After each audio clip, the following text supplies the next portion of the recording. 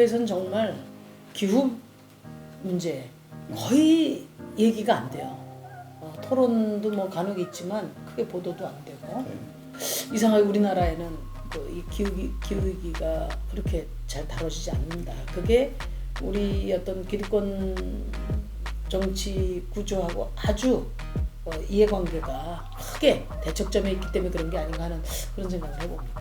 사실은 예전에 그 과학자들 경고가 있었을 때 그 호주 노동당이 책임 있는 자세로 그러면 이산화탄소 배출을 이제 줄이겠다 하면서 탄소세도 이렇게 매기고 그랬었어요. 보수당에서 이런 거 하지 말라고, 이게 말이 되냐, 내가 집권하면 그런 세금 다 없애버리겠다, 이러고서 이제 집권한 다음에 그 괜찮았던 정책들을 다 무너뜨려 버렸어요.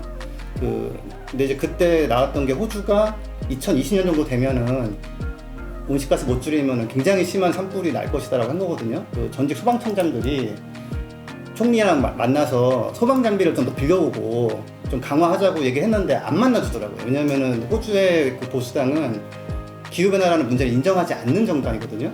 그러니까 인정하지 않으면서 기후변화로 인해 심해진 산불을 대책을 마련하는 거는 좀 자기들 말이 앞뒤가 안 맞으니까 정부가 계속 부인하고 안 만나버렸어요. 네. 계속 안 만나버리고 비가 안 와서 촉발된 문제가 이제 결국은 정치가 그걸 잡을 수 있는 기회를 다 놓쳐버리고 이번에도 사태도 좀 대비를 못한 거죠. 지금 기후위기 문제에 대해서 기후위기나 불평등이나 이게 정치의 문제인데 기후 문제를 제대로 인식하고 대한민국 국회에서 다뤄지기 위해서는 무엇이 필요한지 기후위기 문제를 어디서부터 풀어가면 좋을지 이제 구체적인 의제와 관련해서요 그런 말씀 좀 해주시죠. 네, 지금 이제 내연기관차, 휘발유나 디젤을 태우는 차는 개선을 많이 한다고 해도 지금 기후위기 상황에서 맞지 않는 물건이거든요. 내연기관차는 그럼 무슨 일을 하느냐, 석유를 1톤씩을 때웁니다. 보통 휘발유나 디젤을 모닝이든 산타페든 크게 관계없이 거의 1톤 정도를 태워요. 그래서 그게 CO2가 날아가면 걔는 한 100년 이상 대기 중에 머무르면서 계속 지구를 뜨겁게 만들거든요. 이상한 기후를 만들어내고. 근데 배터리 같은 경우 예를 들어 전기차가 제가 있는데 한 배터리가 500kg 정도 돼요. 예를 들어서 그 안에 여러 가지 물질이 들어가고 그걸 채취할 때 문제가 또 있고 합니다. 근데 그렇다고 해서 1톤씩 1년에 석유를 태우고 그러진 않거든요. 그러니까 자동차 지금 CO2가 가장 문제다. 또 뭐 한 가지 더 말씀하실 게 있다면? 석탄 발전은 이제는 완전히 정말 제일 빨리 없애야 되는 물건인데 그거를 아직도 우리나라는 신규로 막 짓고 있거든요. 그전 정권에서 허가를 내줬기 때문에 짓는다 이러고 하지만 한정이 또 무슨 일을 하냐면 해외에 나가서 또 석탄 발전소를 짓습니다. 네, 그러니까 해외에 있는 석탄 발전소는 우리나라 미세먼지는 오지 않더라도 어마어마한 이산화탄소가 나오기 때문에 이제는 해외 투자 기관들은 다 발을 빼면서 이제 더 이상 안 할게 하면서 이제 발을 빼고 있는 건데. 근데 이제 광양이나 이런 데도 이제 화력 발전 때문에 논란이 돼서 저도 가봤는데 네네. 제가 이제 정부나 이 당국하고 이야기를 해보면 요즘의 화력 발전은 다 필터 같은 거에서 필터 저감 정치가 다 돼 있기 때문에 괜찮다. 이런 말을 하는데 그건 거짓말이에요? 눈에 보이는 큰 덩어리는 잡고요.